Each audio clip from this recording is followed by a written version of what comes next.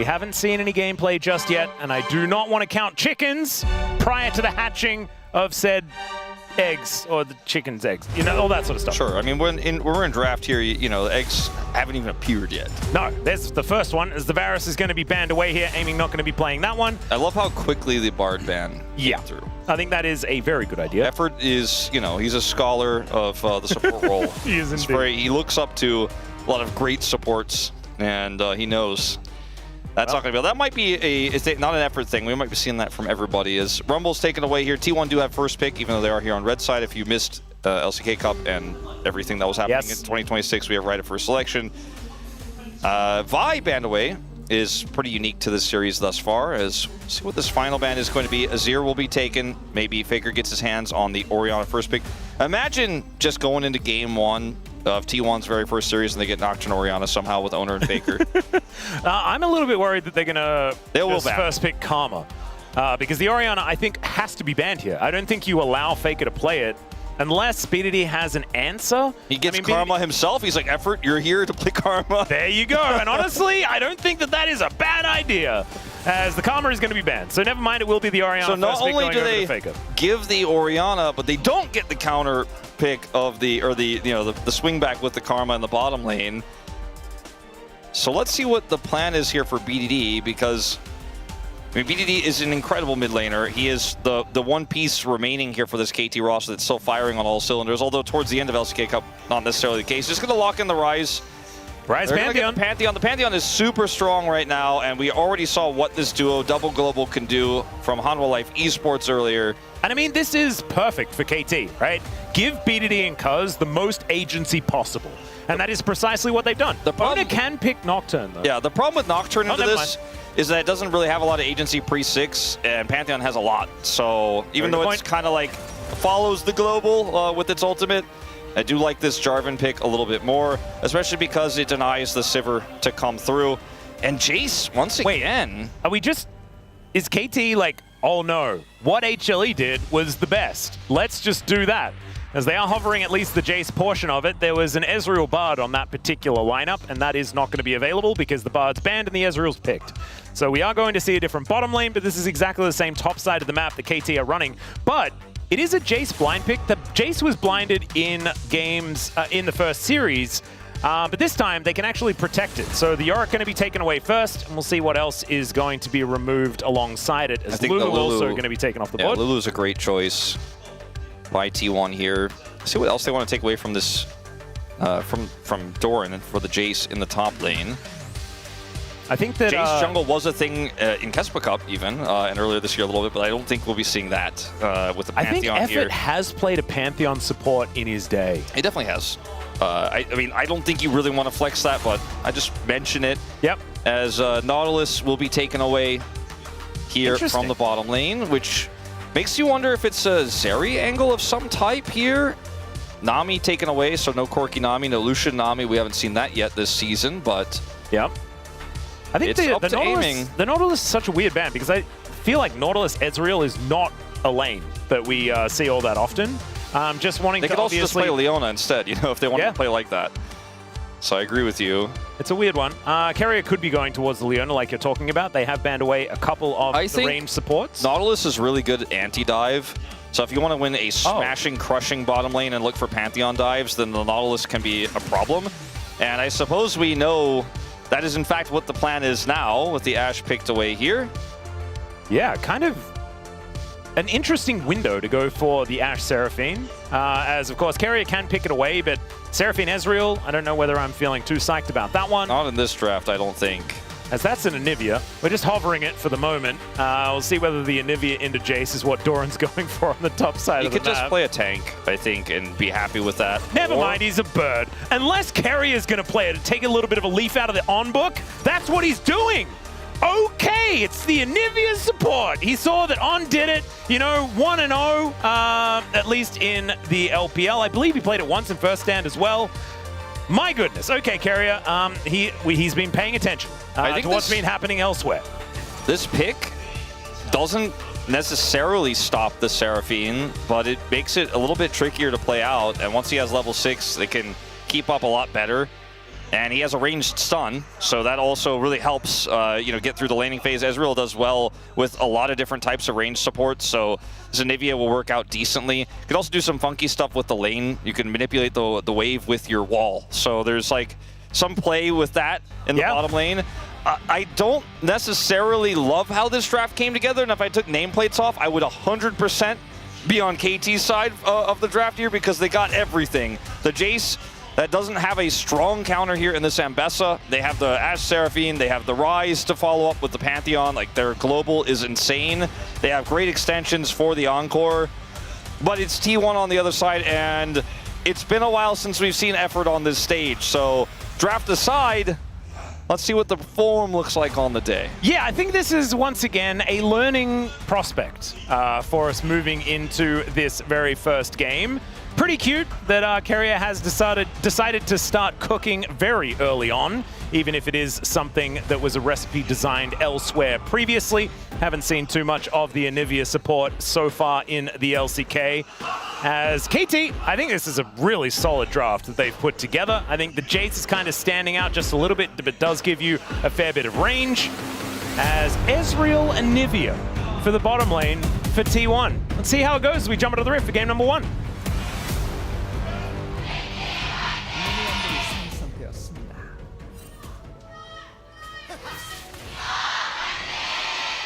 Great start to the Ez. Yeah, so far, Effort has taken a damage, but did manage to clear out the ward. There you go, there's something.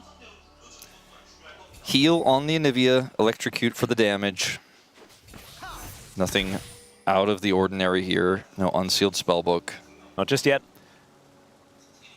And I think if this is going to be your debut game, I think playing the Seraphine sounds like a pretty decent move, as Keria already taking a bit of damage here. Yeah, it's like on one hand, I feel for Effort like, yeah, you're playing Seraphine, it'll be simple. But you're also playing against Anivia support. I hope you have a lot of experience with that. I don't know whether there's many people that have too much experience with it, although I imagine On did inspire quite a few in solo queue. I think, if you're playing like low-level solo queue, you've probably seen it a lot.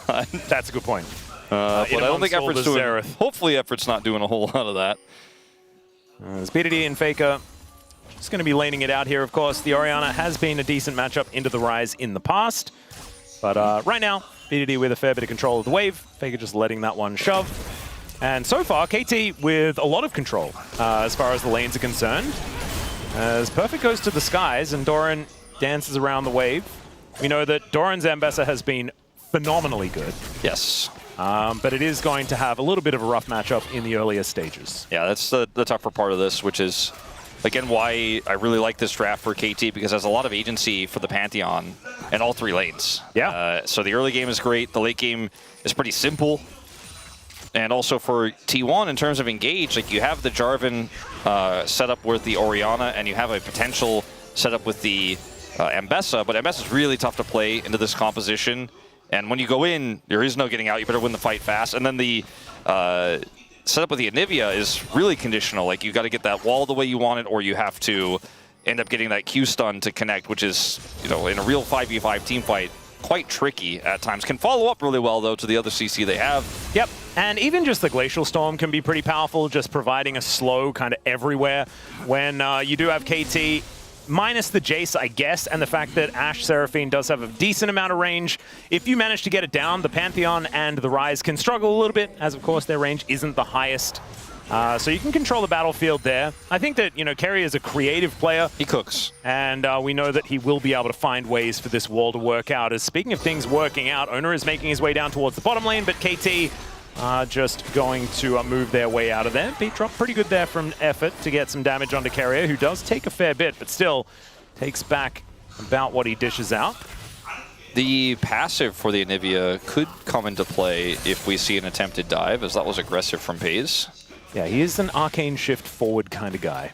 He wasn't always like that, but the LPL changed him. Certainly did.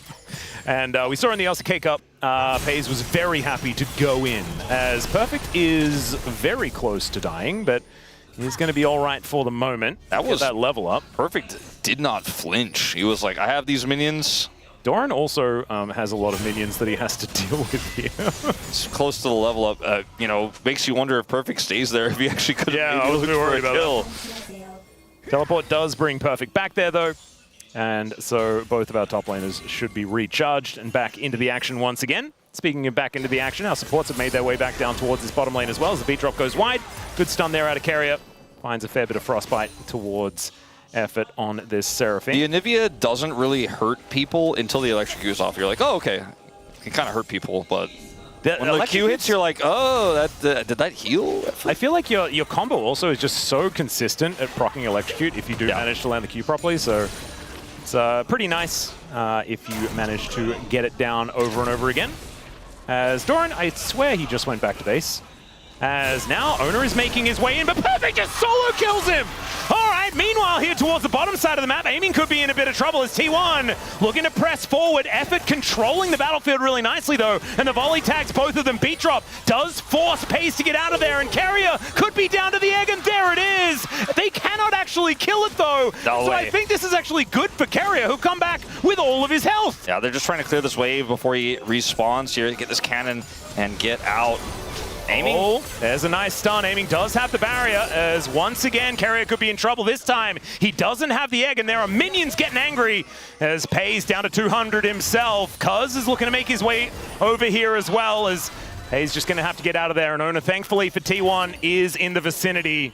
Guess Cuz just didn't have a charged spear there. Potentially looked for the snipe.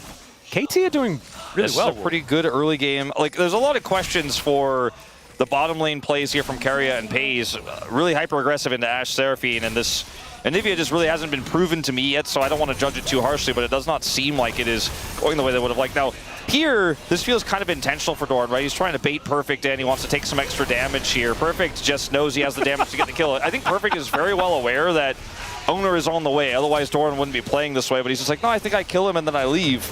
And that's exactly what happens. So Perfect, incredibly confident both times. Oh, good. Yeah, yes. VOD pretty happy about it, as you could imagine.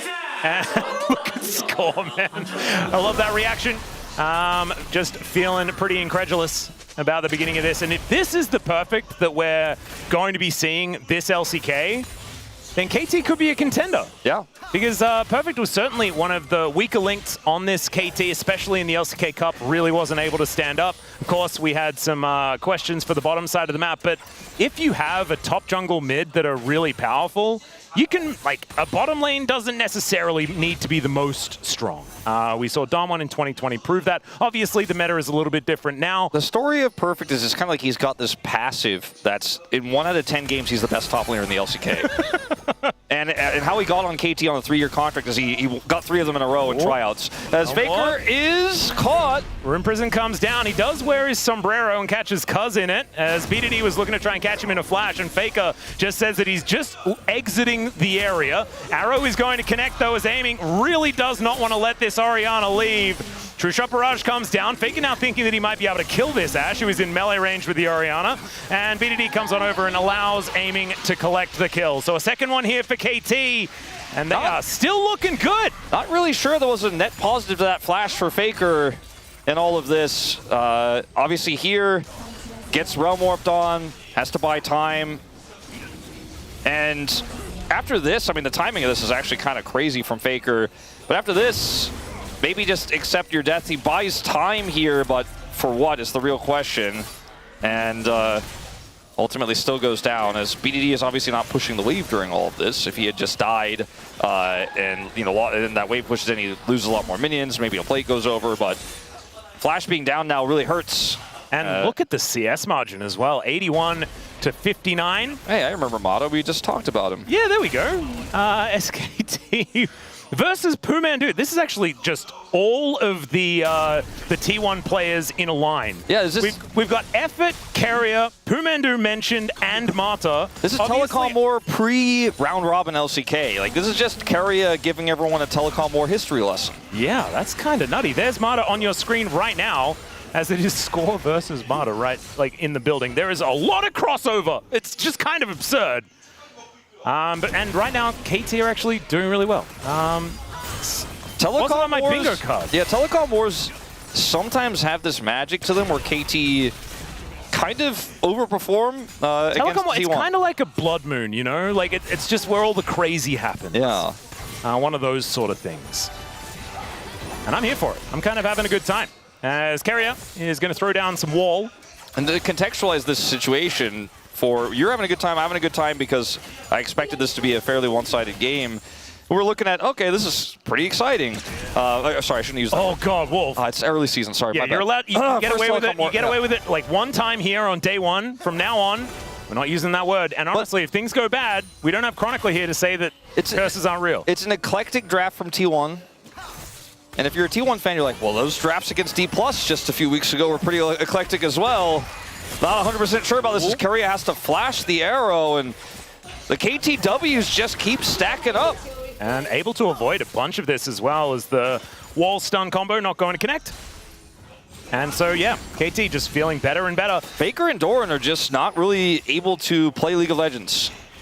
And this was like what they signed up for, right? Like that's what the lanes were sort of dictated as, especially the top side of the map. As Jace was going to have a good time, as that double stun was fantastic. Effort has to flash to get out of the way, as Cuz a little bit more durable. So just presses the Aegis button and he's going to be all right. That's a Dragon Saver though, for sure, for T1. Yeah. We'll not be losing that one here early, as Cuz is just going to leave the area. I agree in terms of the early game for Jace can be problematic, but not necessarily solo kill problematic, you know? Not necessarily a 20 CS lead here for BDD problematic, is the rise into the Orianna. And KT looking really strong here early. Pays also looking a little weak. Yeah, there's a Grand Starfall. Pace has not a lot of options as to where to go, and Cuz is going to come on over and allow, aiming to get his second kill of the game. We're very close to this game being kind of donezo if something doesn't change soon. Perfect game pace for KT, Wolf. Yeah. And we are not enthusiastic about it. And his pace is to get a Serpent's Fang early in this game as well into all these shields, and I'm here for it. Yeah. Maybe T1 will think twice about getting that Chemtech Dragon. It might just be a let's consider what's going to happen in game number 2. Because this is the thing. No matter what happens in this game, I am not going to make any assumptions. It's T1, right? They happy games sometimes. It's just a thing that happens. There's been a few of these combos attempted from Carrier, some connecting, some not, with the wall Q. But they have been all inconsequential. Like this Anivia pick has not been convincing. Aiming spacing has been good. They're still playing Ashe Seraphine, right? This is first brick, by the way, on top of all the advantages, so plus 3K. Yeah. And the last time I felt like I watched a Carrier support game that missed this hardware, I was like, I could see the idea was when he played Ezreal support, you know? It's not even like he's playing badly. I'm just like, does this work? You know, On says yes. I mean, yeah, it has worked. And it's looked pretty good. It's just, unfortunately, it doesn't necessarily work every single time into every single matchup, into every single team. As KT will take the first Drake of the game. I mean, imagine this, okay? You got a Cataclysm, Shockwave set up, and then Carrier puts his ult and a Q in there. It's like a snow cone. Yeah, there you go. And it's getting a little hotter here in Korea. The weather's finally picking up, so, you know, maybe they can make KT roster a little cooled off, a little cooled down, you know, from the game state. Now here. I just really need the snow cone combo to come out, Wolf. We need that. You put the Ezreal ult on top of it? Oh, man. The problem is that Ashe is already so Freljordian, you know, that you're just immune to the snow it's cone. not very maybe effective. That's what it is. Coming up on your screen. Yeah. Maybe that's the KT trump card. They already had that one locked down. As Pays, here in this mid lane, is just going to do his best to farm up towards those 2 items. But right now, across the board, KT have advantages. And let's just see whether T1 can find themselves some angles here as we approach the mid game. Obviously, playing around an Ezreal that has hit the Muramana spike is going to be a decent way of making things happen. And Owner can always find engages on this Jarvan. When he can play alongside Carrier as well, it could certainly work out. The problem that I'm seeing, though, is that KT, they now have control of this game, they have the advantage, and they have the globals. Yeah, and here's one other issue. I mean, you mentioned the globals. I was going to lead into that a little bit. You have such high range with this Jace, and the Orianna has to kind of set up a combo with the Jarvan, and otherwise she doesn't do that much damage. The Ezreal needs 2 items to do damage, and needs to kind of hit a lot of Qs, and there's a lot of conditionals to Ezreal popping off in a team fight and carrying. He's not a traditional normal AD carry, he's kind of spell-based, right? So. Yeah. These are issues that T1 have to face on top of an already significantly accelerated Jace in the top lane. and an Ashe that's also sitting 300 gold ahead. It's not the craziest lead here that we've ever seen in a 2-kill Ashe lane, but it's still a significant one. And the finesse that's required here for T1 to play this composition hasn't been shown in the laning phase just yet, but we know T1 outside of lanes with deficits has gotten big comeback wins in the past. Well, let's see whether it's going to work here as Keria puts away the Storm. And Drake not exactly close by, as that is a really good disengage wall from Keria. The arrow going to be eaten, and no chance of a follow-up there. And Doran is, by the way, I was just going to mention, he's just been left on this island. This lead is getting bigger. And he's like, and look at Perfect. He's taking another plate here. If this is a solo queue game, Doran is like, well, I guess we'll just let him have the Nexus, you know? Yeah, he's like angrily pinging. I thought there was a Jarvan in this game. Yeah, this is a tough one. And I think that, honestly, T1 are doing the right thing. There's not a whole, doubling down on a losing situation is not really what you want to do. The problem is there's no winning situation to head towards. Yeah, I mean, playing through the bottom side of the map when there's a Mbessa hitting your, a Jace hitting your inner turret, with Mbessa just kind of crying. I think maybe playing through that, trying to stop that Jace might be something that you could do. Yeah. But again, there's not a whole lot of winning anywhere. And that's the problem with this draft here for T1, because the bottom lane needed to go better than it did, or jungle intention needs to go top side. The mid lane just naturally was BDD winning, and then Faker got picked in the river. Wait, Wolf, could this possibly be Perfect's first perfect game? Imagine that. Be, yeah. That would be pretty topical based on his name, wouldn't it? Every time we talk about a perfect game being possible, it never happens. I think also probably won't. He's probably had a perfect KDA before. I mean, they've won a lot. Oh no, perfect KDA, but has he been in a perfect game? No one's that been in a perfect game in years, right? Since that one time we had the grub technicality, which still bothers me to this day. Stupid grubs. I think it's always up for debate. There's not going to be a graphic that comes up to say perfect game, and so we can just, it's open to interpretation. It was a perfect game. Well, this is a 16-minute game, so it's not likely to be over anytime soon. I'm just trying to hold my tongue here because I will discuss this to death, and I have already. And I don't think anyone wants to hear it anymore. I don't think anyone wants to hear it for the 8th time. I don't think anyone wants to hear it for the first time. I mean, FaZe is also in a relatively risky spot here. They're trying to get control over the river entrance to maybe set something up with Owner, but I worry for them if they try to spring this trap. Faker's here. Faker is going to come forward, does find the shockwave. There's the encore, as Owner is going to get chummed up momentarily. He has to flash out of the way, and this Seraphine is doing a lot of work 3v4, to keep Cuz alive. And BDD just wanders to the bottom lane to just smash down some of this overgrowth. And yeah, Perfect is still in that top side of the map as well. A flash out of Cuz, a heal out of effort, will lose their mid turret and so much of the bottom turret. There you go, there's the value. I spoke too soon. There you go, that's why you pick Anivia. Absolutely. Herald counter. And this turret is still going to take a whole lot of damage. Doran is still just having the worst time ever with no hope in sight as far as any help is concerned. Outside of the fact that there is a Jarvan moving up. So maybe I've spoken a little bit too soon as Perfect. Might need to be a bit careful. There's a public execution. As can Perfect once again get a solo kill? The answer is no, but he can just wander away. Yeah, he doesn't even have vision. He's like, that's enough. I see that ult, I'm leaving. Doesn't even have phase rush as Faker is, this is the global power. Yep. Double global. Should be able to get that Rune Prison. There it is. And Cuz looking to try and lock down Faker. Surely he doesn't flash this time. Yeah, I don't think he will. As Beat Drop is going to miss. There's the high note. And Rune Prison comes through once again. BDD just needs to hit another Q. Doesn't even need to, as he will be able to claim the kill. 4-0 here for KT, and they'll move towards this Infernal Dragon as well. This game... they're dunking on them. They really are, Wolf. And I'm really just... This is not what I was expecting out of this series, so we haven't been talking about it the same way we were in the previous one. Because we saw what KT was doing in the LCK Cup, right? It wasn't exactly the most impressive, but this is a dismantling right now.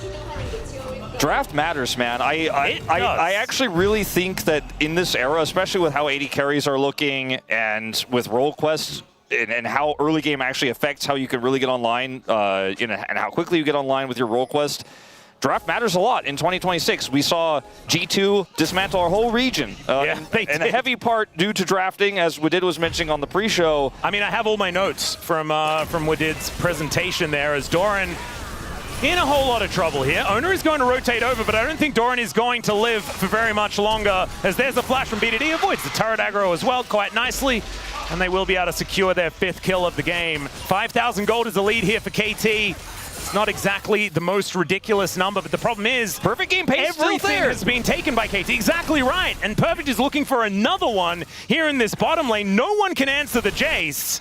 And Faker can at least get some plates here towards his top side, but they're nowhere near getting that turret.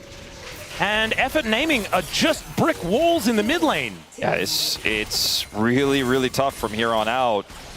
In our first series, we had the draft issues with Bro as well into Hanwha Life Esports, and I don't know what the in is here for T1 now. You know, 5,000 gold behind with no mid laner that does consistent damage, sitting on 4 stacks of Rod of Ages. Kind of just praying for mistakes here out of KT. And sure, we all know Aiming has shied away from overextending sometimes. BDD might be the same one. Yeah, this could be the first kill of the game for TP though, T1. I don't know. Never mind, Cuz has just made his way in with the ulti, the teleport from Perfect and KT. They now have the man advantage, and the Realm Warp is going to turn it into a kill onto Carrier as well.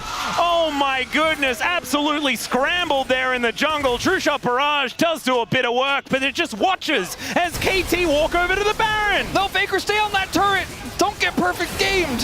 He is going to head up here because they want to deny this Baron. I was being facetious. I mean, Oda might be able to get in there and steal it away. Information will be picked up. All right, Ona, can you make it happen? He is going to get in, but the arrow connects. And Pays is going to be ushered out with a shock blast. Baron goes over to KT at 20 minutes into the game. I'm kind of invested in the Perfect game. Well, I mean, it's happening. It's 7-0, 2 Drakes, 3 Grubs. They got the Herald, Look even at though this. it didn't charge, and they haven't lost a turret. TP comes in from Perfect, and BD pulls back and plays through him, and then they cut off Carrier.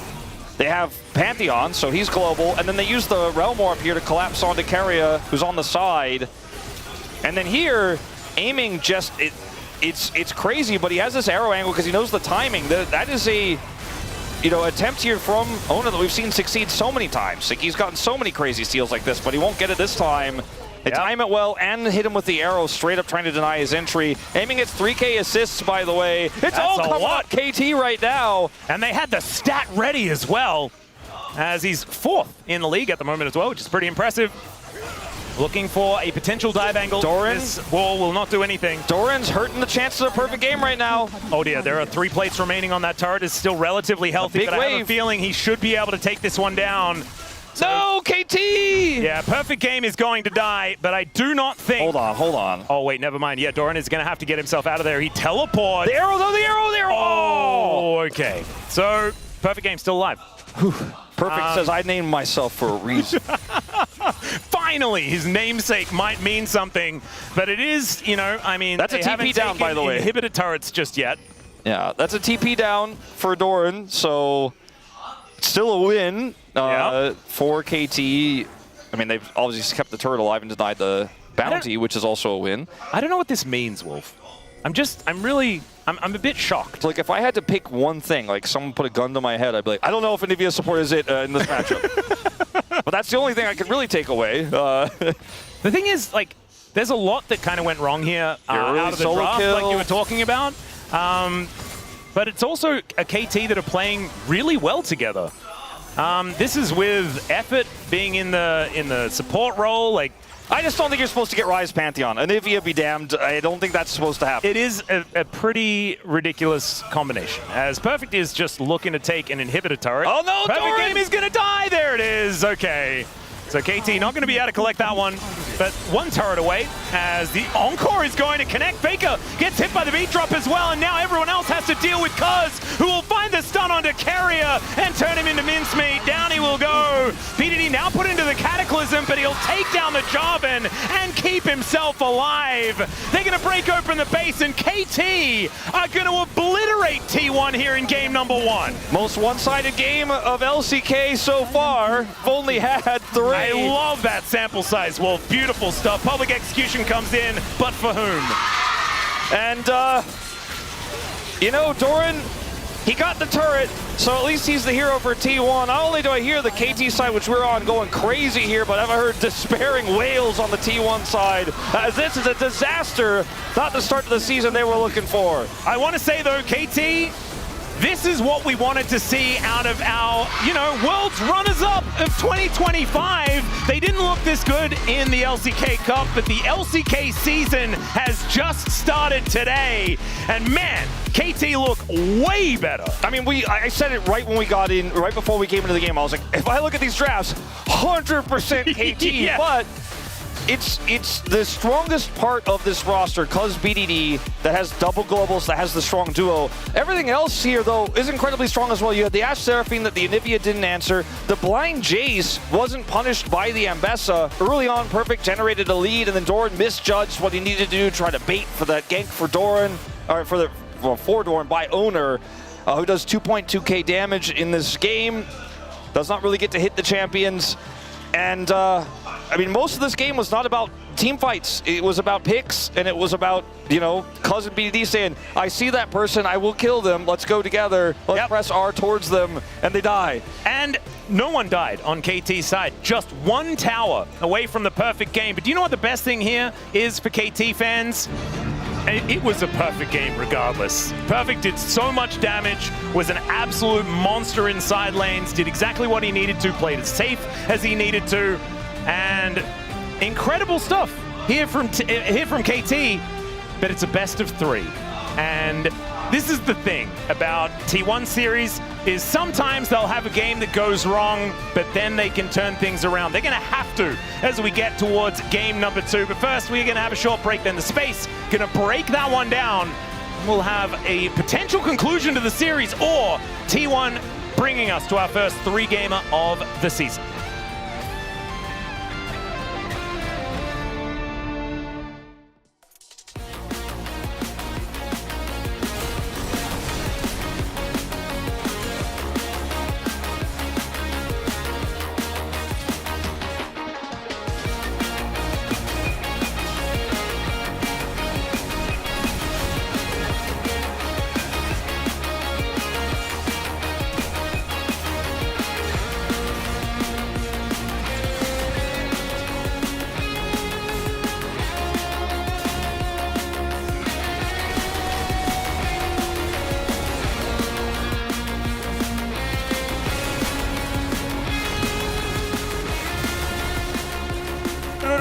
타치자. 우리. 야, 나 뒤로 가는 중. 우리 못 맞게 못 맞게. 아이디비야. 타워 좀 깨줘, 타워 좀 깨줘. 우리 타워 깨게. 라인 넣게. 타봐. 보자. 끝내면 돼. 야, 이거 이지도 풀. 자르만 볼게. 자르만 풀 볼게. 나 살려주라. 구성이가 팽인데. 오케이, 살았다. 이지 노플이야. 우리 끝내면 될 듯 여유롭게. 배사 풀 있어. 풀고 가 있어. 대사 국만 좀. 이지는 노플이야. 배사 풀고 가 있어. 앞에서. 들어오게. 내가 W 스톱 막을게 그냥. 들어오게. 얘 여유롭게 하자. 얘들 10초야. 아니야. 타워 좀. 할만하지 않나? 제이스 할 그만해. 야, 제이스 그만. W 막게. 오케이. 가자. 이겨. 나 W 5초. 얘들아, 애니비아 나오니까 타워 치자. 타워 좀 열심히 치자. 이지 노플이야. 이지 노플. 타워 열심히 치자. 타워 열심히. 치면 끝나. 타워 치자. 옆으로 벌릴게. 타워 먼저. 리비아 볼게. 나이도. 이제 볼게. 애들 이지 3초야. 노플이야. 이지 노플. 잡아도 돼. 타워. 야, 좋은데? 나이스. 잘하는데요. Because the cost of that Orianna pick was quite hefty, and then it was the other pieces they went for that just did not work out. Yep, we'll see a completely different draft now because it is Fearless, but let's see what their read is, because I don't want to overstate it, but weak drafting is what cost them Hong Kong, and that's the last time we saw them. It's that series against D+, and well, in game 1 here, we're like, well, I don't know. We'll just have to see how they right the ship, as the Brad Rumble have been taken away, the Aurora Karma also going to leave. And just to leave it as a bookend to that last series, I would like to quote Jamie on Reddit, who just said, "You've just got to put in a bit of effort and you can do anything." And I just think it's such a beautiful line. It really does sum up what KT did today in game number 1. And it might all just go out the window in game number 2, as T1 are a team that are very well known for turning things around. But we'll just have to see, as they are going to ban away the Yone from BDD. Let's see what the final ban is Interesting going to ban. be here for KT, as I assume... They could just ban Azir if they want. I think looking for a bird is probably what they were considering, and there it is going to go. So is it just owner Xin first pick? It's for safety? I don't think so, but... They could. I mean, it's probably the next best thing at this point in time in the jungle. The Vi is another one. That one snuck through the ban list. This time it was banned in game number 1. Now, if they try to go Vi Ahri, Lissandra is pretty good right now. Ooh, true. And we have seen BDD play it to great success in the past, so something to think about a little bit here. As I mean, both Faker and or BDD, just go Yunara Lulu. Yep, Yunara Lulu would certainly fit the bill. They're going to lock in the Nocturne first, though, for Cuz. I wonder if T1 can deny the Lulu here somehow. I mean, you certainly could just pick, like, a Felios Lulu if you wanted to. If the Lulu really was a priority, you could even pick Zeri. Like, there are plenty of things to play alongside it. I just don't know if Corki Nami is going to be enough necessarily, especially because you are playing a dive composition. Now, it's really easy to follow up on the Vi with the Nami. This is also a very winning lane that they've picked up here, and the Yunara does prefer to scale a little bit. The Yunara Lulu will come through, which will allow them to have a little bit more staying power, but... It's about how you play the lane, because we have also seen this be a very losing lane into Yunara Lulu as well. True. I mean, It's if a very Yunara common ever gets one. control of a wave, she can just kind of do crazy things. Also, Effort was like, I swear to God, he's got like 4,000 games on Lulu. This guy has played a lot of this champion. I will have to, you know, test myself to see exactly how many he has. I'm going to say that while Wolf is checking himself. Yeah, I'm just, looking at my brain that's indexed. Like, it's got to be in his... his top 5 most played at least, right? It is not. He has 20 games of Lulu played. He's 50-50. What the heck? Wow. Well, I'm just a complete liar. So I apologize. It is his everyone at home. 9th most played.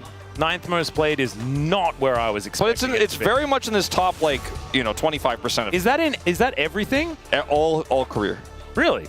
Wow. His number 1 played is Nautilus at 78, which shouldn't come to a surprise of anyone. Yeah, that's a really good point. All right, well, not as much of a Lulu aficionado. I guess when he was playing for T1, it was Faker playing Lulu all the time. It's all right. The Ahri going to be taken away to deny the Vi Ahri combination. There is the Na, so obviously they would like a I Renekton. wonder if there's a pick here that T1 can find that would make aiming take cleanse. Because if he has barrier in this lane, I think he's very happy to play the 2v2. Galio and Ahri are taken away. 2 great champions to follow up on Vi dive. Well, Galio, and now the final ban here from T1. The T1 are making it pretty apparent they want to play Renekton, Indeed. which makes a lot of sense. All threats onto this Yunara are going to be... Took away 2 blindable top lanes, I suppose you could say. There you go. So that Faker can get counter pick, maybe, is the... I mean, he's likely to get counter pick anyway.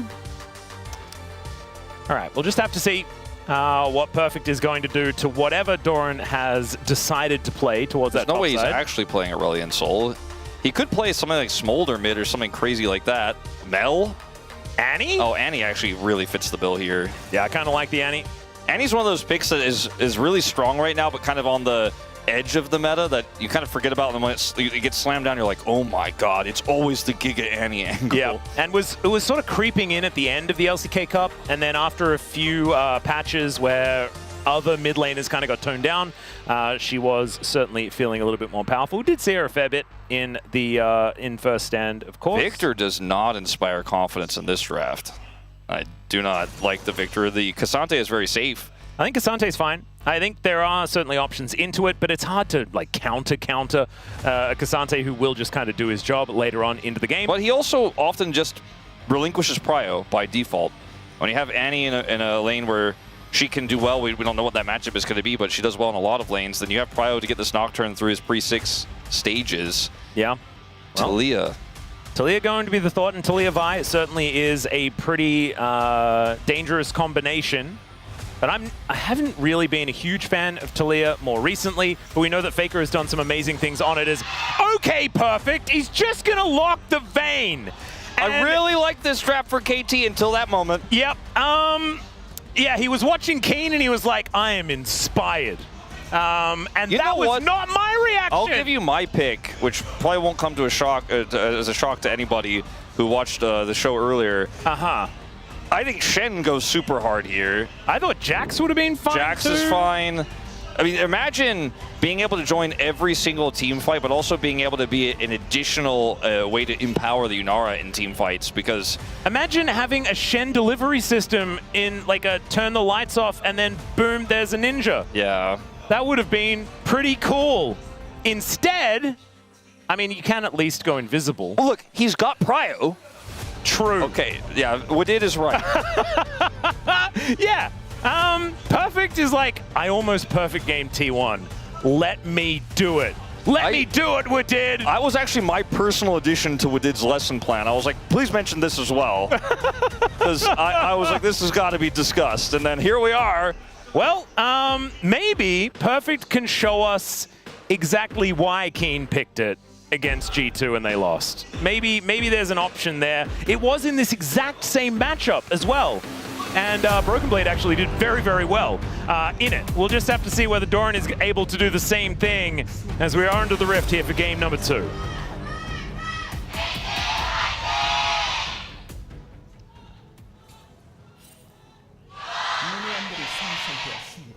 Right, said level 1s aren't a thing, and BDD and Faker said, hold my summoner spells. Well, flash out already as they see BDD. Faker comes on over as well. That is going to be the Q connecting here from BDD to start things off, as Carrier could be in a little bit of trouble. Aiming has that Q charged up, and Pays also going to have to back away. Massive win here in the bottom lane for KT Rolster. I mean, you can press W over and over again, so at least Carrier might be able to get some health bar back, but no flash? No heal either, and Aiming did take barrier because this draft didn't force him onto the cleanse. BD lost his stun, so that's something. That's something in the cons column for that play bottom side. Yep, few seconds he will be able to throw out enough Qs to get that one back again, but now KT moving towards T1 here, towards the bottom side, and we mentioned it already. You get control of the wave as Yunara, and you are just off to the races. That's why Faker and BDD came, because T1 are like, we cannot let them get control, and BDD is like, we need to get control. Yeah. And that's exactly what happened down there on the bottom side. Well, Perfect is going to make sure that Doran cannot lane. I guess after watching how the lane went in game 1, Perfect is like, give me the Vayne, and yeah, who can blame him? I mean, he's already in a I'm destroying this lane mindset. You may as well continue, as the Slurkle is going to go wide. Yeah, that's a little painful for Aiming there. Well, ultimately not matter too much because Carrier was planning on backing either way. But now Cuz is like, I'm Nocturne pre-6 and I'm not afraid. I actually have so much control here and have vision. He's even going to go over here and try to stay as Nocturne, steal away the blue buff. I mean, Owner is just not quite here in time. It's just not fair because Carrier isn't here. It's just, he's not here in time, can't smite for this, and they pull it back, and now he is going to have to leave. Yep, Owner has to get out of there. That should mean that Cuz can also collect the Gromp. He also hit the Dustbringer onto Owner, blind over the wall. It's all just going a little bit pear-shaped here, as Owner at least does have Smite, so he should be able to take this Gromp away. It's not going to be going over to Cuz, although Cuz does have the cooldown back up again. Wasn't quite able to win out the battle. Missing some minions.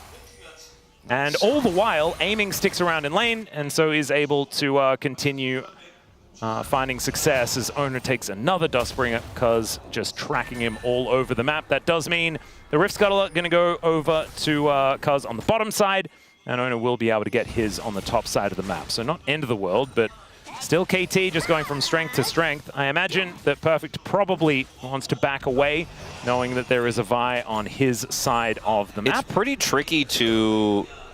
Let's see. Okay, I'm going to hold my thought on this one. Pretty tricky for Owner to actually secure this buff because Vayne has insane prio. So yeah, he's just going to drop a ward, and we'll know Cuz's pathing, which he, I think, is pretty aware of right now. Yep. He is moving over to the vicinity, but Cuz did. I mean, Cuz did. You know, he doesn't have his smite back, and Owner didn't have to use this. So, boy, great shove! There's the flash in from Owner. Flash out from BDD. Golden shield, but there's first blood from Faker. Throws a rock on over, and that is T1 off to a much better start. Did cost them 2 flashes, but 100% worth it. Faker now in a pretty significant lead in the mid lane, and they are definitely going to call worth on that one. Oh, yeah. Much needed pick there, and BDD unfortunately just gets caught by the charged Q. Flash, great from Owner. It's going to be very important that T1 translates that advantage elsewhere on the map, though, because you can see Cuz is really starting to take over and has his smite available. Owner also has his. Fear Tether not quite going to work out there, as Owner will be able to secure a bunch of the, Raptors. I mean, he's up on farm now. He also got that kill. He's ahead on experience. I think he's kind of in the clear now. Yeah. I think he's gotten through the toughest part of the game state they were in. Oh, Pace could be in a little bit of trouble here as aiming, trying to move forward, but the Slurkle doesn't work, but the bubble is good. Flash out from Effort. That is going to keep him alive as Carrier just barely didn't have his flash available. It could have been a moment there as now Pace is in trouble himself. The flash comes in and the barrier is going to save the Corki, but can it save Carrier? That's the question. Is Effort one auto away from dead and Carrier picks it up. Aiming can't follow and it's a solo kill for the Nami. That's a pretty big win here as well in the bottom lane, but won't be that significant with Pace out of the lane. So it's something, but KT's still winning out on the exchange, as here is BDD a little bit up in the lane. Honestly, he's really not that far up, and there's a ward. It's the shove. Fantastic shove out of Faker. And I guess he was thinking, you know, he's not going to hit that. Faker does hit that. He had vision of the Vi, which I didn't even fully realize at the time. Well, this is the thing. I think you have to flash it, knowing that the Vi is in, like, flash Vault Breaker range. I will say, I want to give massive credit to Effort in this exchange. Incredibly bold here, low health, plays this well into Carrier. And they look like they are just way more on the same page than whoever. Sidestep on the Gliddle Lance. That's massive. That's the one that wins it. But I want to give credit to Effort for being confident in this lane. He looks way more confident than either support before his Cuz. Yeah, that's a flash in. Faker is going to get a little bit scared here as the final hour comes on down. Perfect is going to help lock down. Well, actually, he didn't even get an assist there, but PDD going to take down Owner. And now Perfect able to dance around and picks up the kill onto the Cassante. The Vayne's on the board. And you can see, Wadid's, do you know Wadid's name is basically Vayne, right? Yeah. He also did a Vayne cosplay. Yeah, he has. So it's weird that he was the one telling us not to pick Vayne when obviously it's the right choice in every scenario. Yeah, it's weird that he would wear sunglasses and clap like his parents knew that when they named him.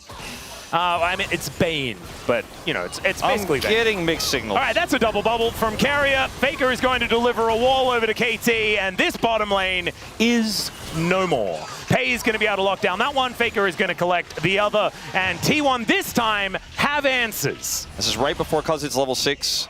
Speaking of Cuz, you know, he comes in here, that shove from Faker, a little bit bizarre there. Not really what he wanted. Cuz flashes back in. BD has his stun ready. This is just an awkward skirmish where T1 are not set up, and also Perfect has the exhaust. Bubble is avoided here, drops the exhaust to buy space, and just kites him out here with all the extra damage from Tibbers. Pretty straightforward. This one, a lot more impressive. Carrier is having a game. You know, a bit of an awkward start, but hits the double bubble here into double wall. Yep, he's like, check me out when I'm playing a real support. Yeah. And it's looking pretty good, as aiming was just a free kill over to Faker. They're not out of the woods just yet, though. 400 gold is the advantage here for KT. Doran still having a rough time towards his top side of the map, as we can see.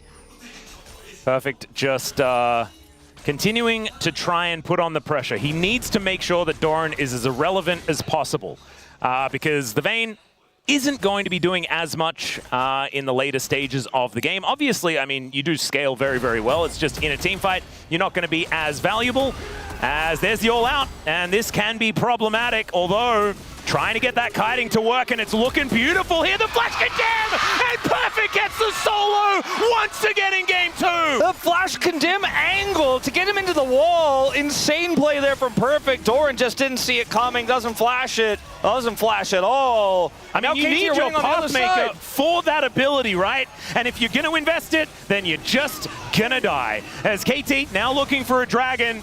Let's see whether T1 can stop this one from happening as Owner walks on over and just steals it away. Beautifully done. He'll sacrifice his life for it as cease and desist comes in, and KT says, no, we will continue. And yes, T1 do manage to take the Drake. However, KT once again winning out in the fight. Hexplate's already done here for Perfect. Pretty insane. Goes Hexplate first, has his boots at the ready. Yep. This lane is going to get a lot tougher for Doran. Indeed. Going to be going invisible a lot in So this watch game. this. This kiting was beautifully done. Kiting by is Perfect. so good. I mean, we're watching his mouse movement right now. Look at how, like, it's almost so methodical the way he does it. Like, it's incredible. Flash is here for the condemn into the wall. Man, not even a reaction as well. As Score is like, that's my boy. Some big grins here on the KT side, but Score this time is not celebrating too much because we know this is a much closer game. T1 going to be able to lock down this dragon here. Down Two health. like you're saying. And then Owner decides to go in to try to buy some space for his teammates as he's done his job already. My issue for T1 in this particular draft, having a look now, yes, there's a Vayne situation on the top side of the map, but aiming is Yunara. He does do a lot of late game carrying. I am of the mindset that with a Vayne that's this fed, the Cassante just doesn't last very long. You don't really have a front line. So who do you pick as T1? If you somehow are able to catch the Vayne, then you still have to deal with the Yunara, and you've used all your CC on the Vayne. And the Yunara is so difficult to lock down in general. I think what needs to happen is FaZe needs to get big, and he needs to get big fast. He's 250 gold ahead right now. He needs to hit that 2-item spike, and they did the fight around like every dragon and hold on to this advantage. And then the Cassante being behind will matter less. At least they got that first dragon. That's actually really significant here for T1. Yep. And denying the stacking is kind of what they want to do here. Slow the game down, allow their more robust composition to get things done later on when the front to back is going to be a possibility. Like you were saying, I feel like the Vayne is a beautiful pick into the laning phase. But now, Faker is going to turn up, gets that wall into position. Seismic shove going to be avoided, and Perfect is going to die. There is the all-out, and Doran cuts him up. Still, it was a decent attempt, but this is the problem. You get ganked, and then things can kind of fall apart. Let's see what KT can do elsewhere on the map. Yeah, it's just going to be, for now, plates here and a potential Nocturne gank bottom side, but Owner is already here. This was a play from Faker, not the jungler, so T1 really sturdy on both sides of the map. This is going to force BDD to go over. Oh, danger. Q getting charged here as KT. They sniff it out. They are not going to overcommit. Paranoia up and available here for Cuz, as Doran is behind the turret now, just trying to get himself back in, and you can see that gold lead really has evaporated. Yeah, dropped down to half of what it was moments ago. A lot of CS is going to be denied here for Perfect, who does not have teleport. Well, Tibbers is going to straight up miss there. Good flash out of Faker, as Tibbers needs to be called back. Yes, please. That's 50 gold. Faker will at least have to invest his flash there, but does get a whole lot of resources out of KT. I still think that the game state favors KT, but I'm worried for them because T1 are making all the right decisions, right? Like the way that Faker has played now, both through bottom lane and top lane to get them back into it. He's playing this global incredibly well. The Talia Vi is very simple to execute.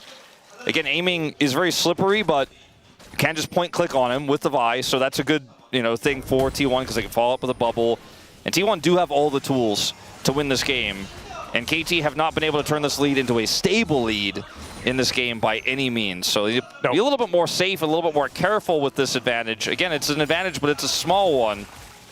Well, you can see now T1, I mean, Paze is also going to be a huge deal, right? You hit that 2-item spike, and then the Corki is going to be a huge issue come mid-game, and that's when T1 can play around the semi-global of the Weaver's Wall, things like this, to make things happen. A very different story to what we saw in game number 1. But, I mean, Perfect still has an advantage, is still able to put on a lot of pressure here in this game. And we'll just have to see whether he's going to be more relevant than the last time we saw a Vayne into Cassante, which was quite recently at first stand. Yeah, Keen doesn't like to be reminded of that. The last time we saw a Vayne cosplay out of Bain Kim on the desk was also when Keen played it and lost at the LCK Cup Finals. But this is a different time. Perfect is not gonna. We're not gonna have Caster Curse coming through here. Nope. Doran went Aftershock, by the way, which I not even pick up on until I just saw it proc right there. It's kind of interesting. Certainly is. Doesn't feel like it's for lane, especially if you have it active when Silver Bolts is happening. I do think that Grasp is pretty useless here. Yeah. So maybe that's the idea, is just get something else that... Also, just like, it allows you to be more valuable in team fights if you are incredibly far behind. Yeah, it's pretty interesting, actually. Does have the Frozen Heart now completed as Paranoia comes down once again, and Faker just rides the wall to safety. There is no opening CC to get him off the wall for a Nocturne. And so therefore, you can kind of just do that. And if you activate it, you know, after the paranoia is reactivated, you're just out of there. Cuz, though, will have the paranoia back up again very, very soon. Ultimate Hunter there does have a few stacks available. They're playing the map really well. Like, they get away from that gank. They're able to now take Dragon. Owner still has his ultimate available, so it's really difficult to team fight here with KT missing that opportunity onto Faker. And the Weaver's Wall isn't required for them to take the Dragon because they already had full prio, so Faker doesn't really lose anything from this. And this game is slowly but surely falling out of KT's hands, despite a great start. And this is one of the issues with these Vayne compositions is you're kind of required to continue putting on pressure, and it's always a target. As Perfect is going to be very pushed up the majority of the time, right? And so you can see, does have to play very carefully when he thinks that Owner is in the area. As the Rift Herald has now spawned, let's see who is going to be looking towards that as aiming rotates over. As these rockets not quite connecting, but then Pays just turns the Gatling gun towards the Yanara and she goes down to 50% health. Trinity Force now completed for Pays, large reason as to why a fair bit of damage is occurring. See what this next fight is going to look like here for KT. 3 seconds on the ulti from Cuz. Herald is up, and they do have that Vayne with TP now because of the role quest. Yep. And this is where you really have to be careful if you are aiming. Like, you are the main source of consistent damage here. Well, that's a great polymorph onto Doran, down to 50% already here.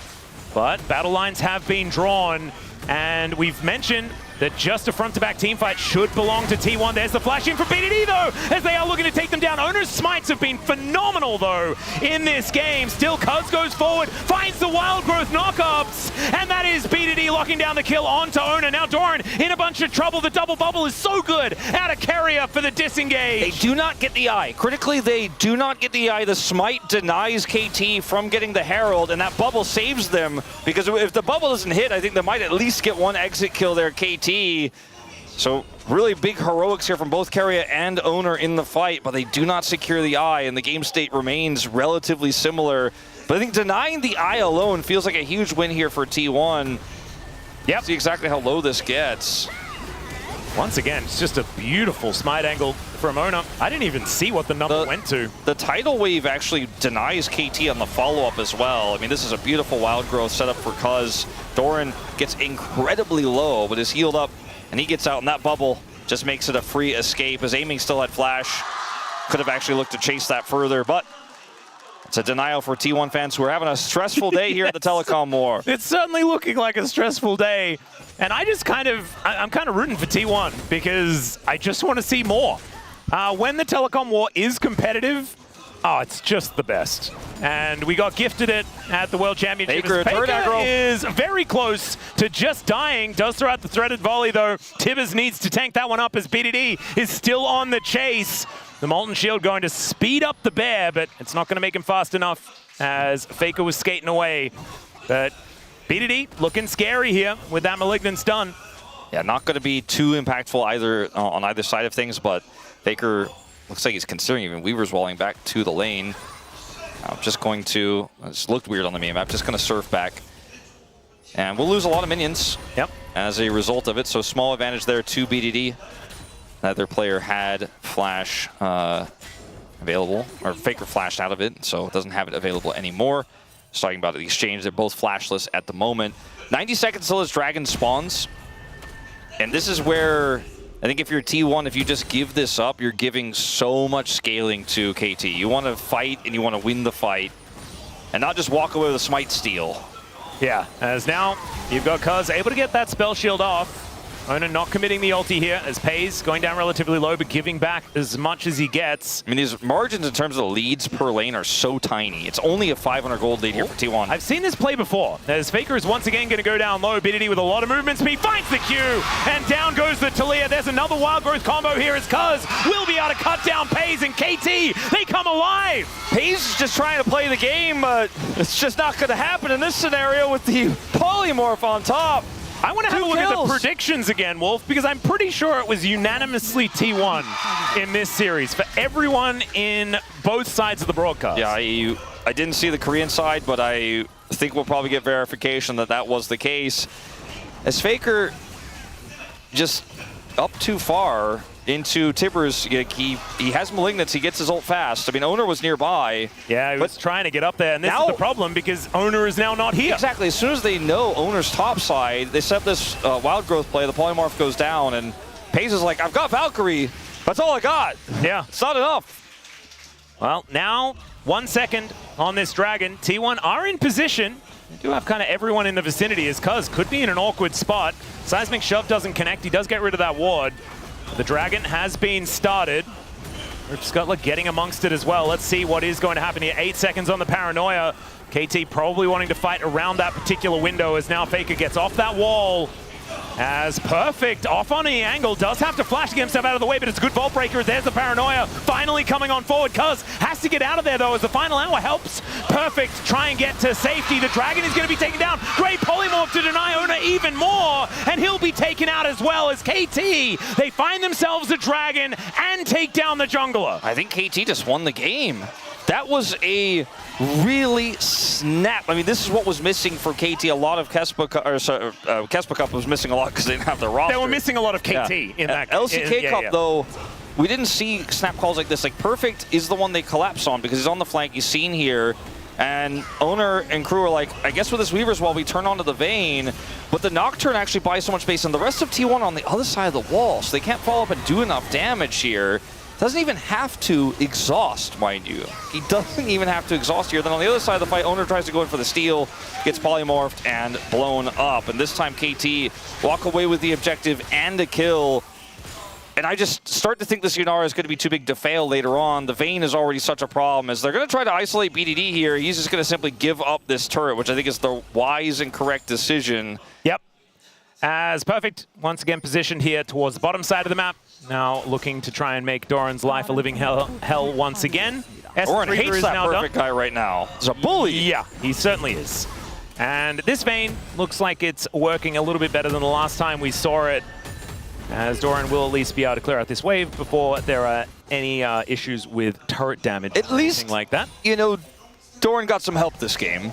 Yeah, true. You know, maybe I mean, he's keeping up quite well, right? It's only a 500 gold advantage for Perfect. He's 2-1-3 on this Vayne, and they are at farm parity. I mean, Doran is ahead by a couple as he shoves the wave in. I just don't know what this Cassante does for this comp, and he's not going to do anything in a side lane, really. And that's where my main concern is. The Swifties are now done for Perfect. I think the Swifties was a great choice. Allows him to hang out on these flanks a little bit better. As T1 going to break down some of this overgrowth and should be able to deal with this outer turret as well. As Owner moves on in, it's just one extra push. And T1 should be able to take that one down. Give them a lot of extra space here. Already, KT have dealt with the outer in the mid lane themselves. And it is 2 turrets apiece here with the 2,000 gold lead over to KT. They still have control of this game. But I do think that T1, it's not the same situation as game number 1, where it did just look a little bit doomed. This one, I think KT is still going to have to play this one very, very well if they do want to win, especially with Vayne trying to team fight in a composition like this. I think instead of picking Vayne in a team fight, you have to pick, somehow you have to kill Perfect and make a 5v4 fight happen. Maybe you could also kill BDD, but that seems pretty tough because he is Annie and has inherent safety with his stun and his speed up, right, and his phase rush. Like, it's hard to actually catch this guy at sides, and you're the team that has a global mid laner, but it's not quite the same global power as Nocturne in terms of gank, is they're going for Perfect in sides. Yeah, there's a cease and desist, and Perfect going to take a bunch of damage here, knocked back with a great Vault Breaker, and yeah, he's just really dead. Faker going to be able to lock down that kill. What can KT get in return, as BDD also committed his teleport and is unable to save the play? It's like there's going to get plates here, and maybe a Corki. Yeah, I don't think so, looking for Paze. That was optimistic, absolutely.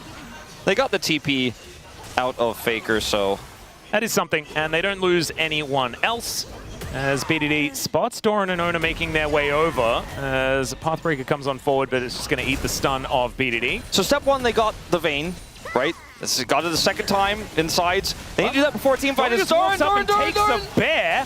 Remember, doesn't have a massive amount of magic resist at this point in time, so it takes a lot of damage from BDD as Tibbers is once again chasing down T1. Doran does need to be a little careful. I don't think KT can turn this into a Baron, but That does hurt the momentum that T1 had just regained slightly from that kill on the Perfect. I think if they can kill Perfect later on in the game and then start a Baron, or kill Perfect before a critical dragon fight, which with this Ocean Soul and KT having one single Ocean Dragon, I don't know if that's ever really going to be on the cards. Like, KT could just opt out, which is why getting that single dragon earlier and winning that fight the way they did felt so huge for them, which is why that was kind of the moment I said KT might have won the game in this exact scenario.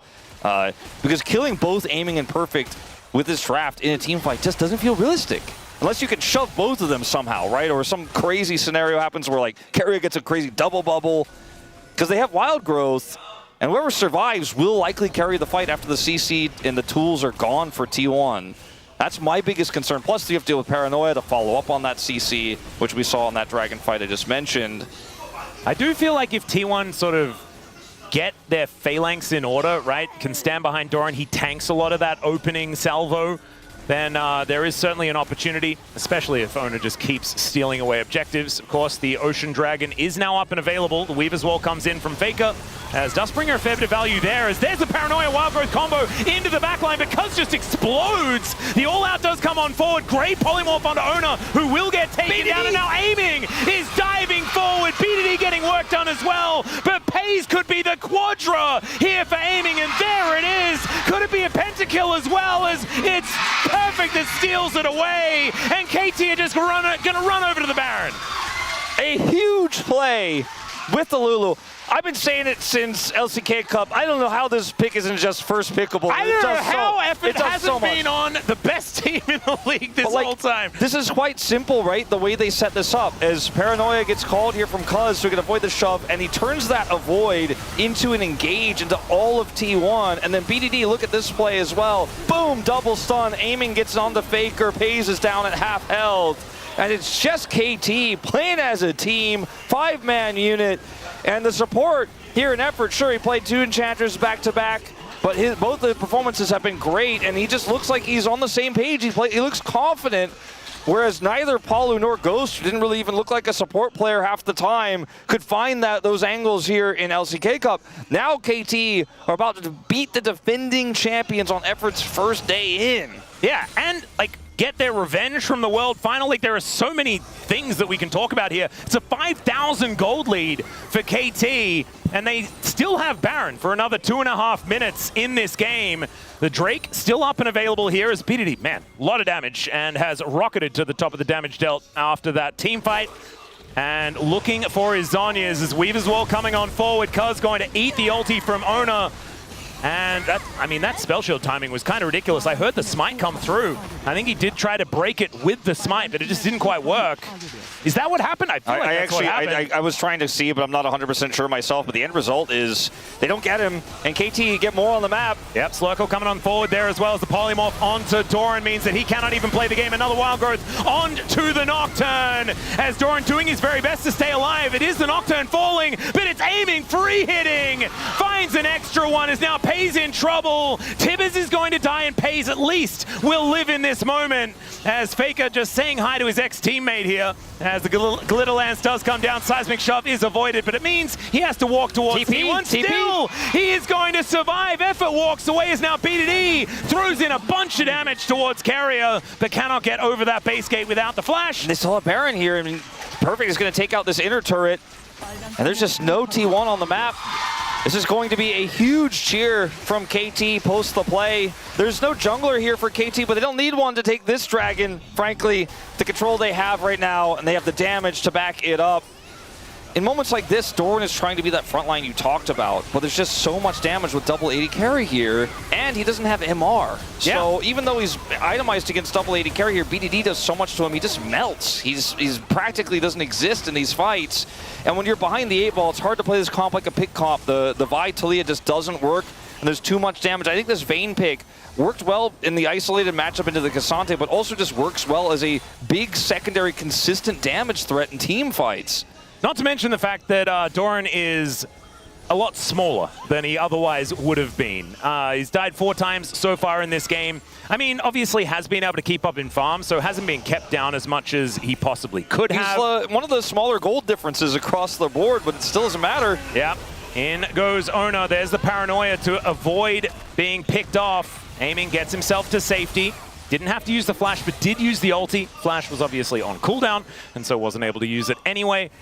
But now doesn't have the extra damage available if T1 does decide to try and force something. 3 minutes on the Baron and 4 minutes on the Drake means that there's not a whole lot to fight for at this particular point in time. As Seismic Shove is going to connect their beautiful pick here from T1. They take down BDD. Unfortunately, Baron isn't up.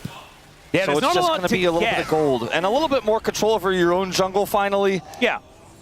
Buying some space. But the last two picks we saw, this one onto BDD and one much earlier, the pick onto Perfect, came at pretty inopportune times for T1, where getting the pick means, you know, you feel okay about getting your blue buff if you're owner, and that's like, and Faker's like, I'm gonna clear this wave, and Doran's like, maybe I can step across the equator in this game. So it's a win, but it ultimately just is a tiny 300 gold dent into KT's massive lead, and when these real objectives are up, that's when you really need to set these picks, you know, get them to go in. Because I don't think you can 5v5 anymore. If you could get a pick like that before a fight in 5v4, I think you absolutely can do that as T1. I think they have to keep hoping for that. The fact they were able to make this pick work and punish KT is a good sign, because we know it's possible even 5,000 gold behind. Let's see if they can do it at a more relevant timing, though. Yeah, my issue is that aiming's just hit 4 items. This Yunara is very, very large. Infinity Edge in hand, as well as the Lord Dom, so even Doran is not going to be having a great time. Final hour is propped here towards the top side of the map, as there's a Paranoia as well. Cuz going to pay a visit to Doran, who will just, do his very best to survive, and it is not going to work. Another kill goes over to this Vayne. He didn't have exhaust, didn't need it, has it now. So it's like, all right, you killed me once in my overextension, KT say, but I'm back, and I'm still pushing, and we're still controlling your jungle. All right, inner turret is going to fall down here as well, and that lead will extend. 6,000 gold here for KT. Not as big as game number 1, but it is still feeling like they have full control here. As we check out this fight, this was a long time ago as they find BDD. Yeah, so a while ago, but again, nothing up. Just an overextension, good shove there from Faker. Here, Doran doesn't have any resources. He doesn't have anybody who can help him out. If you Weaver's Wall here, try to make some play on the defensive, it's so expensive, and you're probably not going to save him anyways. Look at how quickly he dies, even with his itemization. Yep. And it feels like Perfect can just kind of tumble all the time. Now, is he going for a Randuin's? That would be kind of crazy. Warden's Mail has been picked up here. So Perfect just making himself as durable as possible. Paranoia coming down once again. Here is another Wild Growth on top of Cuz. But this time he is going to get isolated. Effort going to get pulled out here by Doran, who is looking to try and take him out. He does keep himself alive for a decent amount of time, and it's 2 kills here for T1. And now the carries don't have quite as much utility, but there's the exhaust out of the Vayne, and Perfect is able to take down Pays. Doran now in a little bit of trouble, is aiming, able to sidestep, dashes forward into the rocks. Didn't really want to do that, but they still managed to take down Doran. And Owner is over this wall and decides against going for anything more. It looked good in the beginning for T1, but KT answered. KT were nowhere near the Wild Growth Paranoia setup to follow up. So it's essentially a donation. Like, watch this again. Look at where Effort and Aiming are right now. Effort flash to try to follow. Aiming's like, it's a Cassante right there. This is essentially freebies, right? And then KT win a 3v5 fight. They're like, all right, well, oops. Yes, we'll 3v5 and destroy you. As Owner is alone isolated, they then turn their attention to Pays, because the setup here is so awkward for both sides because of the Raptor Pit, right? The reason why KT can't follow up on the Wild Growth is the Raptor Pit, and the reason why KT then punished T1 is because T1 are kind of stuck, split on the other side of the Raptor Pit, and they just get torn to shreds.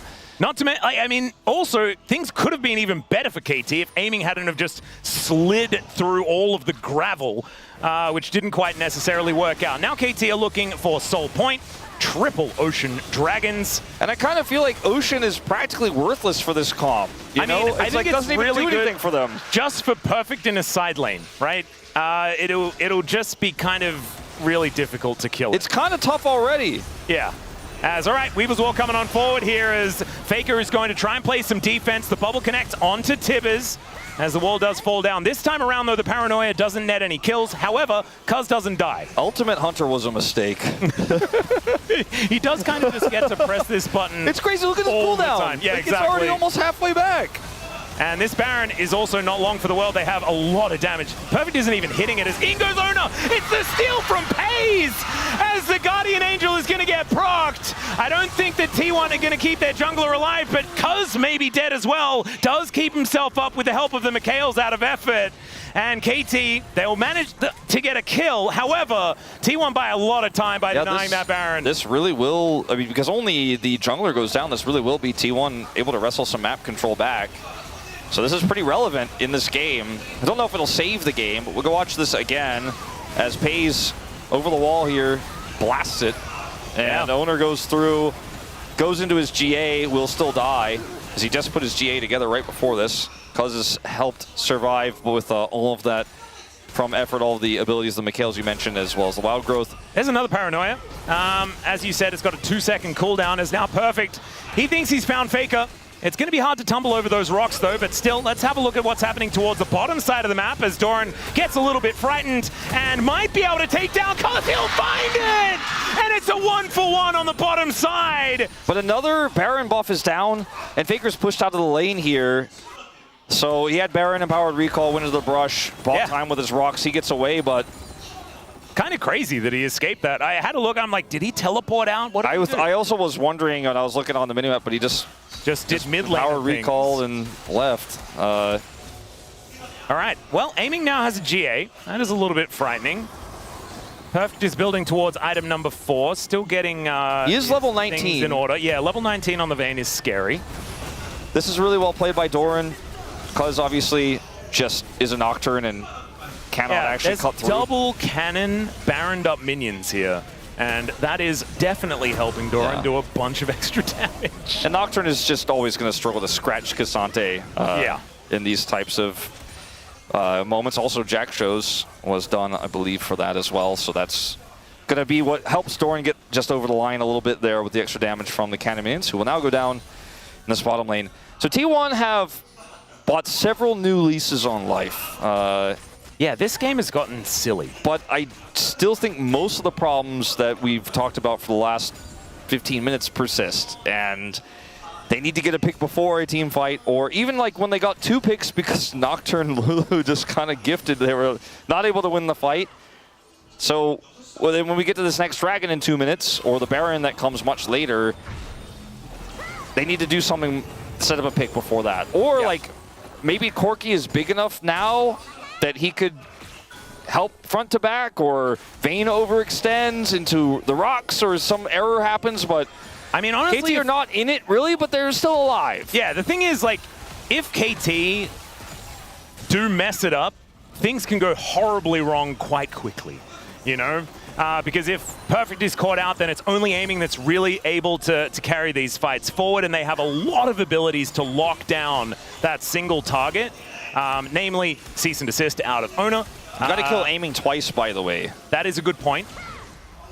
But KT lying in wait here, and they have a lot of control of the map right now. Perfect is on a ward. If KT don't have, like, if they don't use their Wild Growth for a Cuz engage, they could also just use it to empower aiming, which hasn't really been how they've been using it at all this game. Yeah.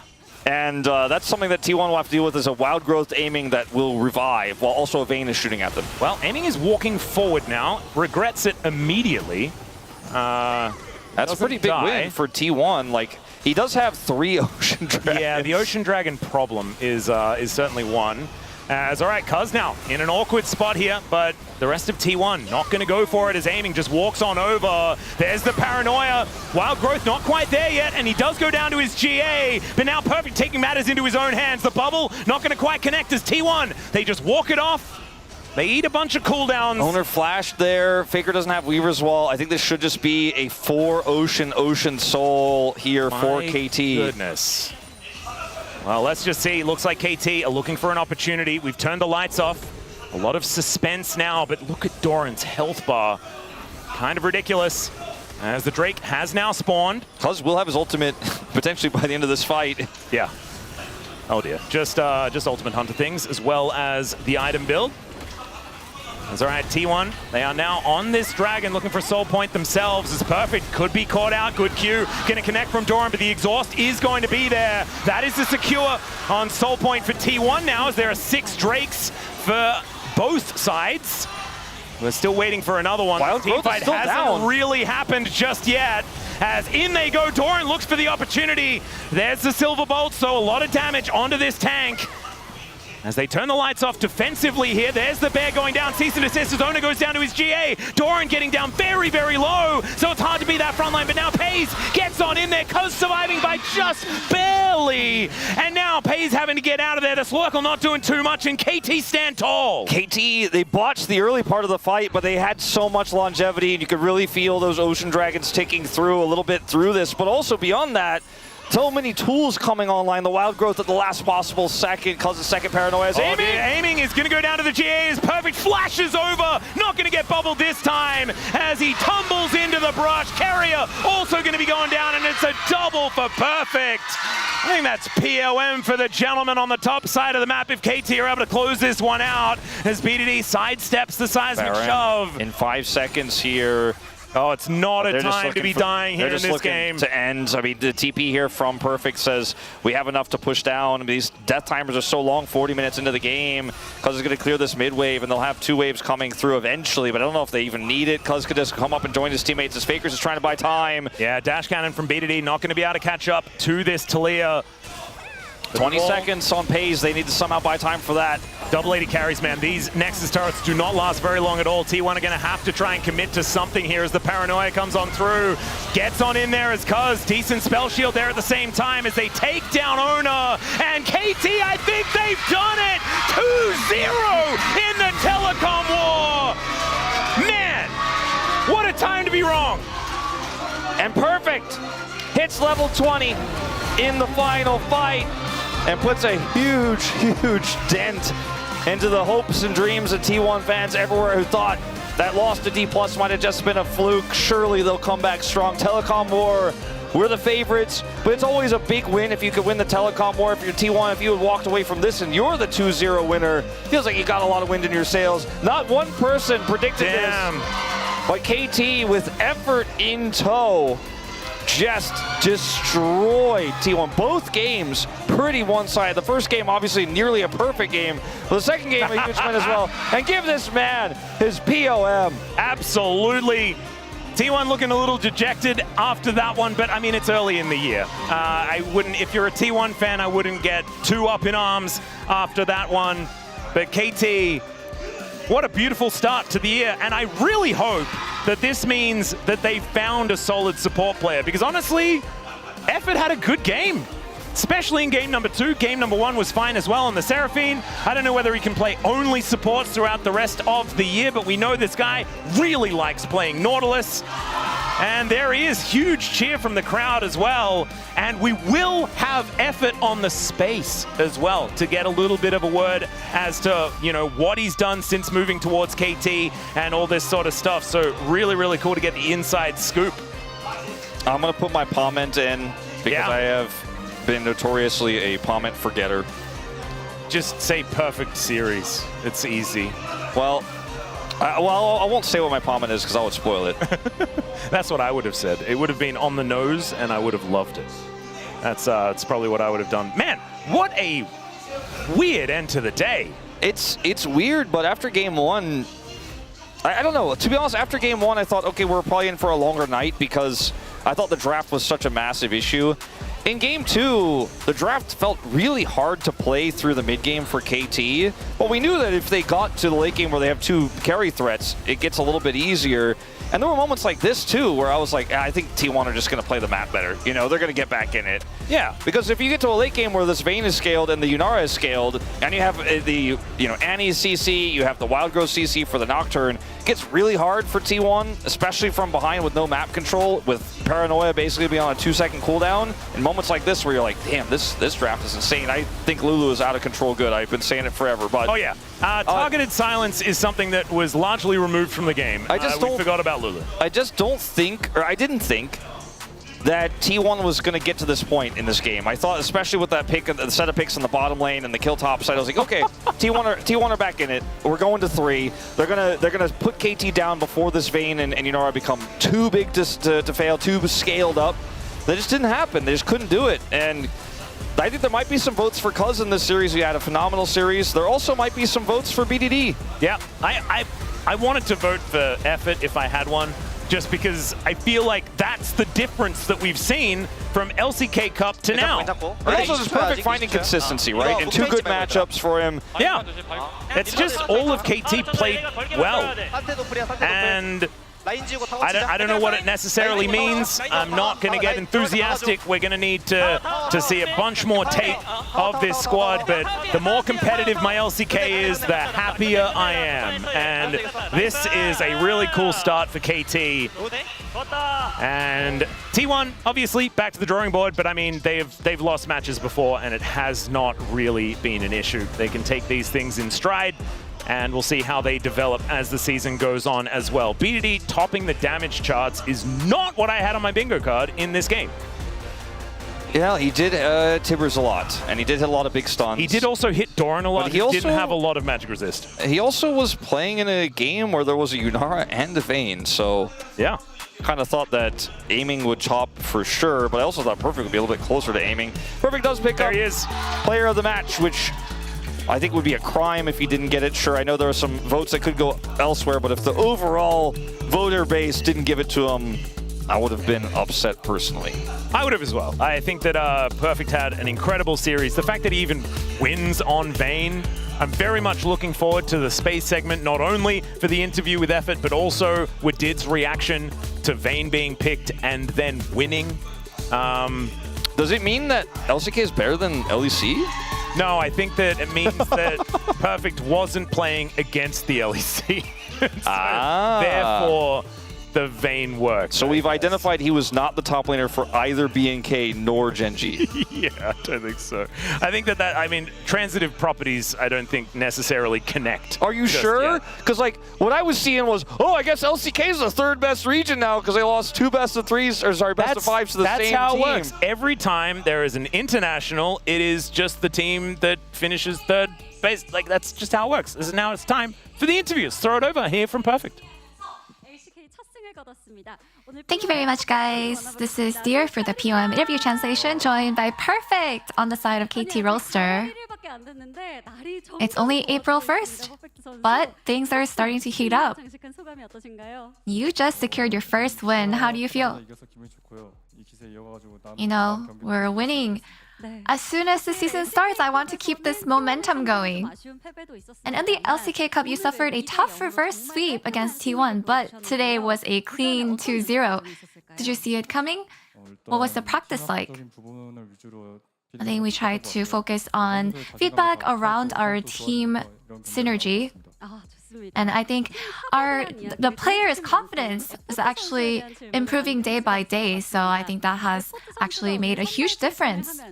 And Effort stepped into the starting lineup, returning to the LCK after 739 days. So how was getting in sync with him?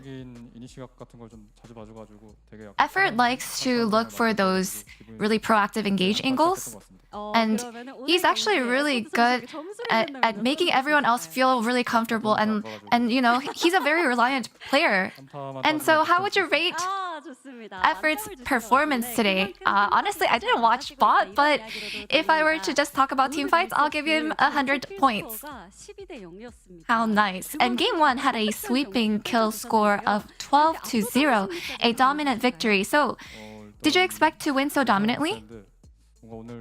No, I didn't actually see that coming, but I just had a really good feeling about today's match, and it felt like I would perform pretty well. I'm feeling really good right now. So what did you do well to secure this win? I think the only thing I can think of is the laning phase. I can't think of anything else. Yeah, I think that was pretty impressive from you, so it looks like that's the most memorable. Yeah, I think game 1 went really well, but honestly, game 2 left a little bit of regret. And yeah, in game 2, despite you saying that we saw your top Vayne against Cassante performing so well, so was this a pick rooted from your confidence, or can you walk us through it? honestly, in scrims, I've actually been bullied by this Vayne pick, so I thought it's so unfair. I just wanted to get my payback. So do you think you have avenged yourself? Yeah, I think so. It actually felt pretty good. And, you know, in game 2, you stole Aiming's pentakill. This could have been the first pentakill of the season. What happened? I can't remember. So once Aiming secured the quadra kill, the Vayne took the 5th kill. Well, I'm sure he's fine with, you know, his pentakill being stolen once or twice. And a discussion that came out during the analyst desk while spectating today was, after seeing Vayne sell the Doris Blade and buy the experimental Hex Plate, some AD carry said, you should never sell Doris Blade. So what did you think of that? I think he's absolutely correct. You know, after I sold it, I was actually pretty regretful. I was like, oh my god, my lifesteal or my Omnivamp is gone. So what would you say to that analyst about this comment? Honestly, you were absolutely right. You read the game so well. And what an awesome start. Any word for the rest of LCK?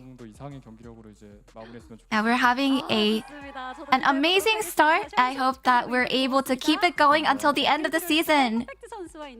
And that's all from Perfect, and back to the desk. Thank you.